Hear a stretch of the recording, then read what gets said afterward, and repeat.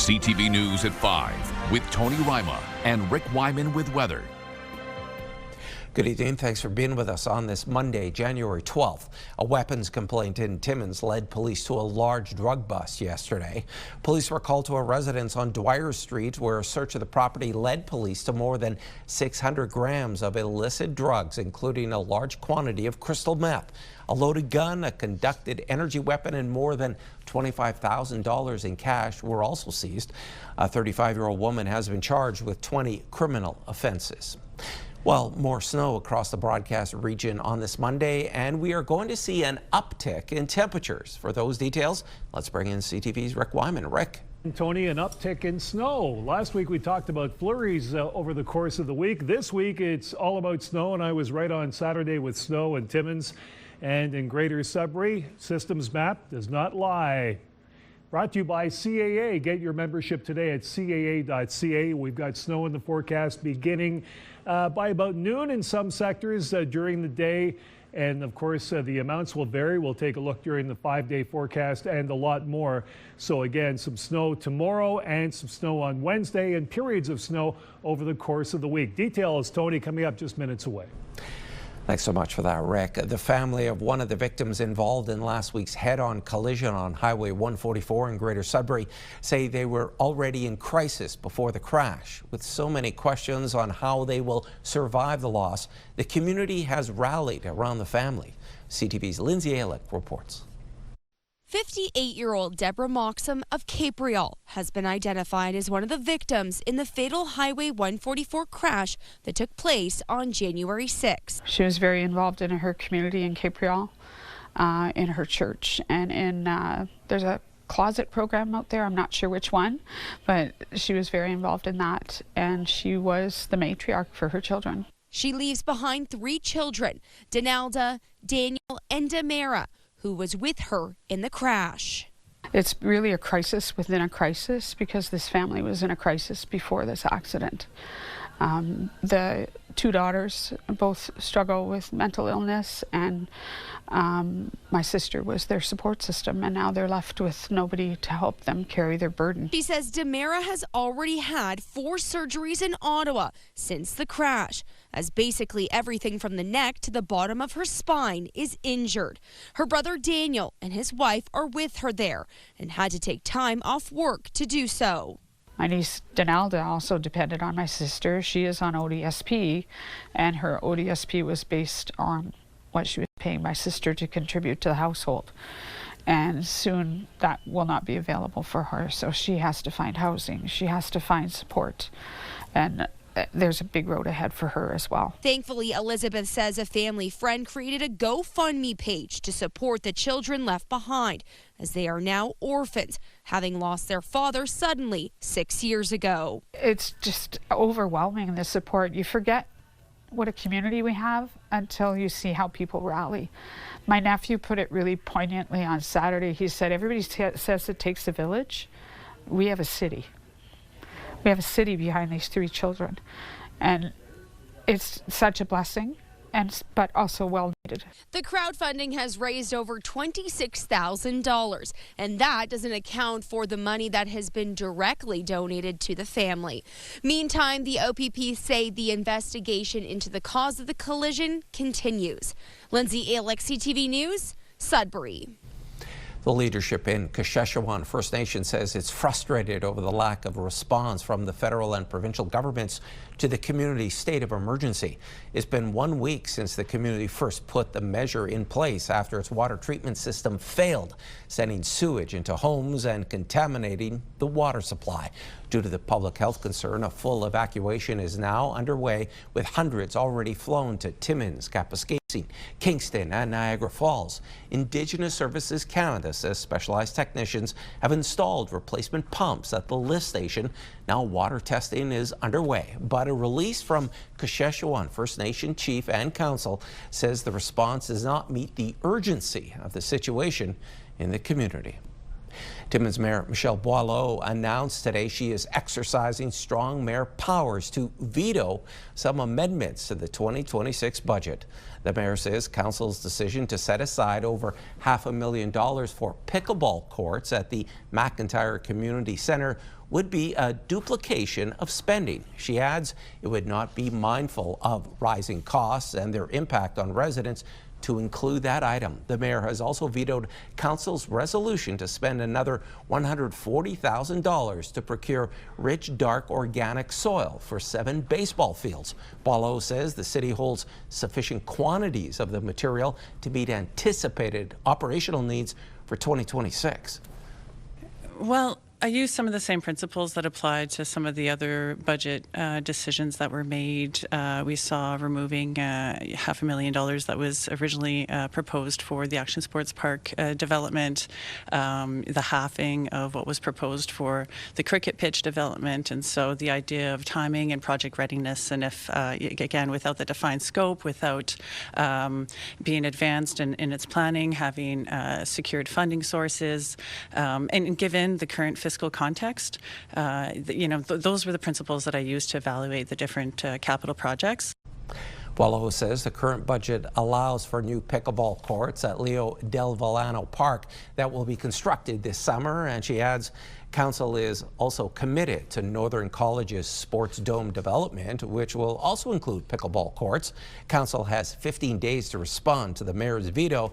Councillor Steve Black saying on social media he is disappointed by the mayor's decision. It's time for a quick break. Coming up on CTV News at 5. Rick has your full weather forecast. First, let's head to downtown Timmins on a live webcam courtesy of the city. It's -2 degrees. We're back after this commercial break.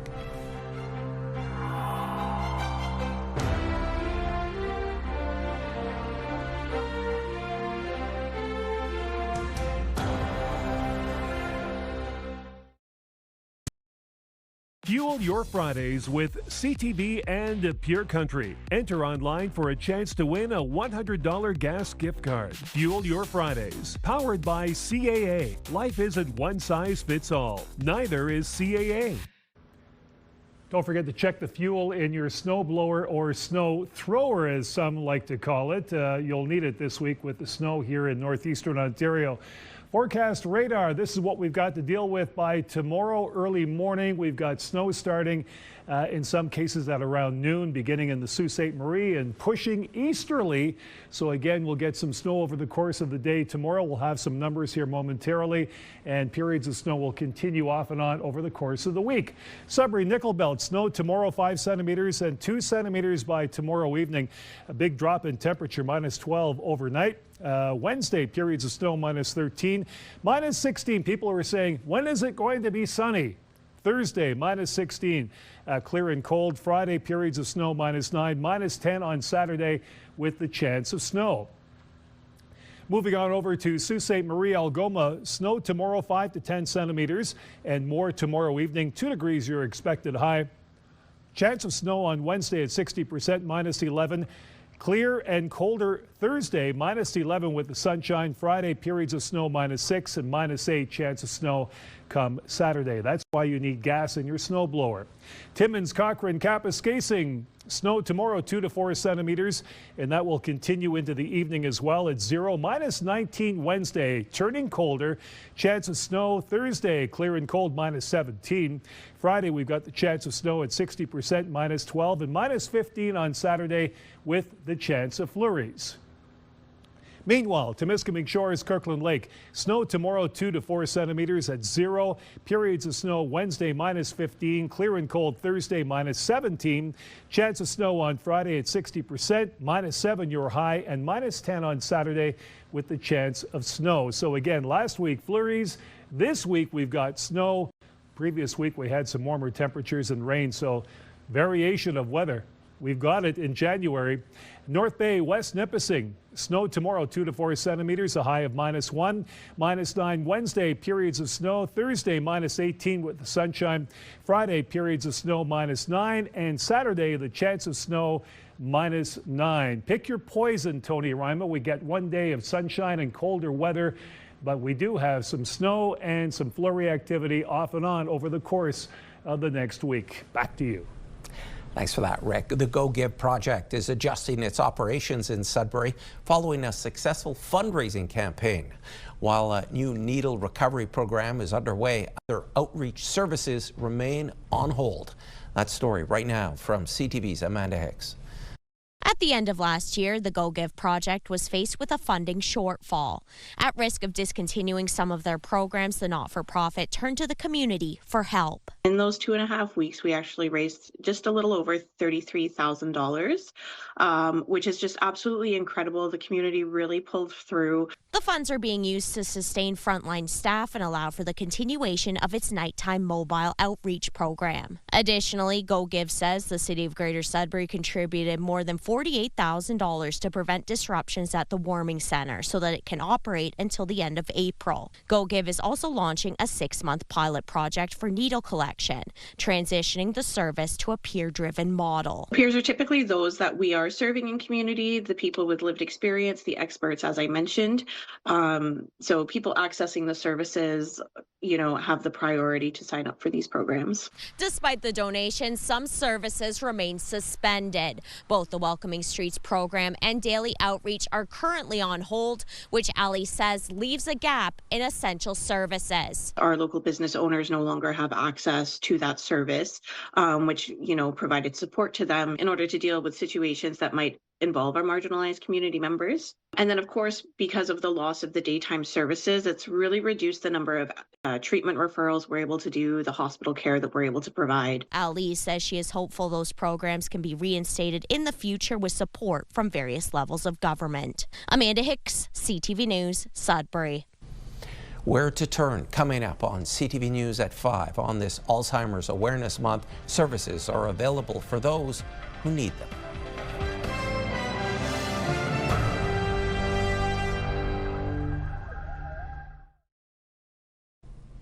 In sports, the Northern Ontario Curling Championships wrapped up over the weekend. The women's final featured rival teams from the Northwest, Robin Despins of Fort William versus Krista Scharf of Thunder Bay. Team Scharf was leading going into the 10th end.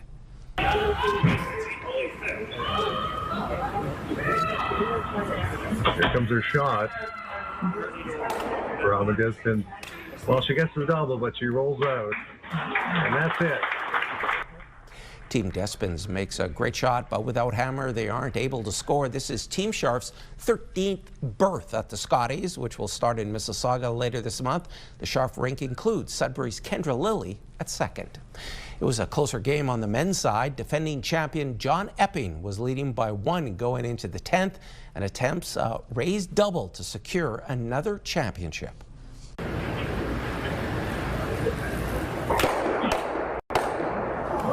Oh, we didn't get it. Wow. The Sandy McEwen team from Sudbury had an open draw on the 10th end to win their first ever Northern Ontario title. McEwen and his team will head to the Brier next month in St. John's, Newfoundland. It's time now for our weekend wrap-up in the Ontario Hockey League. The North Bay Battalion had a strong showing Friday night in Brampton, scoring 4 goals in the first period. The troops win 5-1 over the Steelheads. The Sioux Greyhounds would also pick up a win Friday. The league-leading Ottawa 67s having a tough time in the north, dropping this one 2-1 to the Greyhounds. The Sudbury Wolves not as lucky Friday night, falling 4-2 to the Niagara Ice Dogs. Niagara would bite off more than they could chew in the Sioux. Saturday night, getting shut out 5-zip, new acquisition. Carter George gets first star for his performance between the pipes. And the 67s finally catching a break on their northern road swing. They pick up 2 points in a 6-4 victory against the Sudbury Wolves. In the NOJHL, despite big wins over the weekend for the Timmins Rock, they still sit a pair of points behind the Greater Sudbury Cubs, Powassan, Espanola, and the Sioux Thunderbirds in a fight for home ice advantage with playoffs just 8 weeks away. There's still a lot of hockey and a lot of room left for teams in the bottom half of the standings to make the playoffs. The top 8 teams will move on when the regular season wraps up March 15th. All of this fresh snow has led to an important safety message from a snowmobile club in our region. Club Voyageur de Hearst has created 2 new videos, one in English, one in French, to teach people the importance surrounding safety while on your machine. Done through the assistance of first responders, its creators are hopeful if this saves even one life, it'll be worth it. We wanted to start them young, to give them the right information, because there are a lot to know when you're riding the trails. Respect. Mostly we want kids to know the importance of them respecting the trails, because we are on private property. According to the Ontario Federation of Snowmobile Clubs, snowmobiling-related economic activity generates $3 to $6 billion annually for the province. The videos are now on YouTube, and you can find a link to them on our website, CTV News Northern Ontario.ca. Sudbury and North Bay are just a few northern communities that have proclaimed January as Alzheimer's Awareness Month. CTV's Madison Merrier has that story. The Alzheimer's Society of Canada reported 46% of people are unsure where to find help or information, which is why they began the Forget-Me-Not Wearable Flower campaign. The important thing to note is that people aren't alone, and actually the slogan for this year is Forget No One. So again, it's a visible way to show your support for the community. According to the Alzheimer's Society of Canada, 53% of Canadians are worried about developing dementia. The thing is with dementia, it is a crisis. It is increasing year by year. Our population is aging. The projected numbers are high in any of the research that's being done out there for diagnoses. What people need to remember is they really don't need to do this alone. The society said that 24% of people don't want to know if they have dementia. However, ignoring the signs and symptoms can lead to long-term negative health impacts.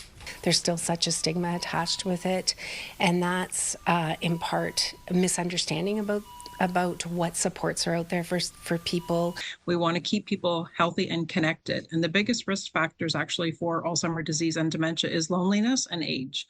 We can't do anything about age, but we sure can connect people in community. During the month of January, many flag ceremonies will take place in communities across the north to help raise awareness for dementia, Alzheimer's, and the available supports. Madison Merrier, CTV News, Sudbury. New recruits. When we return, the North Bay Police Service has sworn in 2 new constables. You're watching First at 5.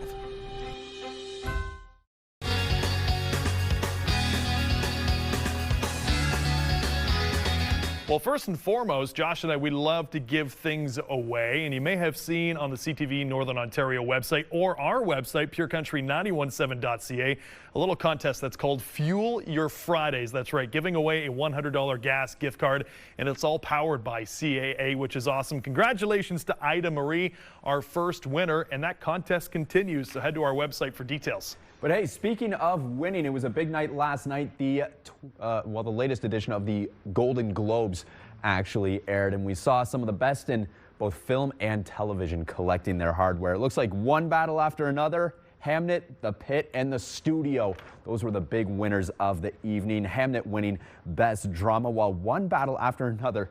Interesting it was in this category, but it won Best Musical or Comedy.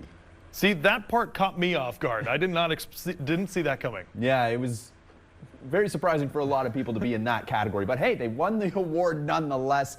You also saw K-pop Demon Hunters winning Best Animated Film and Best Original Song with Golden. I know that song went absolutely viral after that movie came out. And how about The Pit? Yep, winning Best Drama. Looks like Noah Wilde did win Best Actor in a Drama Series at last night's Golden Globes. And hey, if you want to check out all the winners, make sure you're following along on social media. We've been chatting about it all morning this morning, but we'll continue to have the latest in Hollywood pop culture and country music on Pure Country 91.7. Listen completely free on the iHeartRadio app or at purecountry917.ca.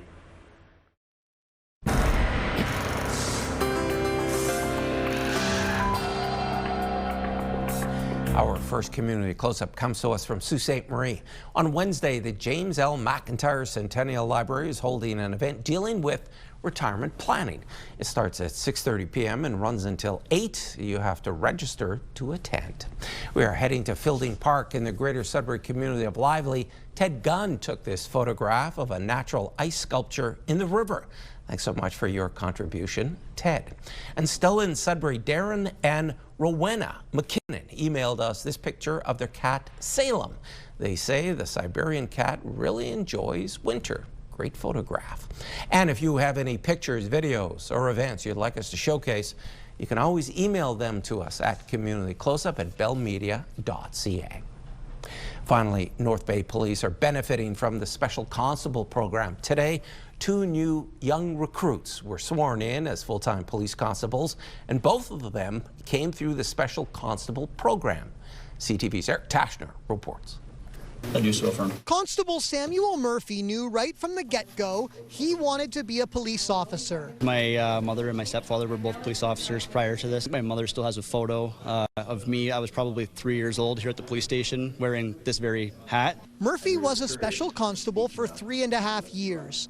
His colleague, Constable Christopher Lowry, was a special constable since 2024. Both finally took the oath, receiving their badge. When I was in elementary school, there was the DARE program, so I got to know the constable that came to my school, and I always looked up to them. The program is often credited with helping new police hopefuls adjust to daily officer life, teaching them some of the roles and responsibilities. Since Chief Daryl Longworth has been in charge of the North Bay Police, officer recruitment has heavily relied on the Special Constable program to fill the roster. Probably 80 to 90% of our most recent recruits, if they don't come to us with experience from another police service, we've hired them out of our Special Constable pool because they already can hit their ground running. So we do detainee transport, so we'll bring them to and from the courtroom, from the jail to the courthouse itself. We also do identification of detainees. Special constables are sometimes required to serve court summons, subpoenas, and provide crowd control at crime scenes. We're sending one more special constable off to police college. When she gets back here, we will be at 120, our full complement. And for these 2 new recruits, they're eager to hop in their squad cars, hit the road, and start serving and protecting. This is very big for me, and my family is very, very proud. Eric Tashner, CTV News, North Bay. And there's more news for the North coming up at 6. For now, continue watching as we hand things over to CTV National News.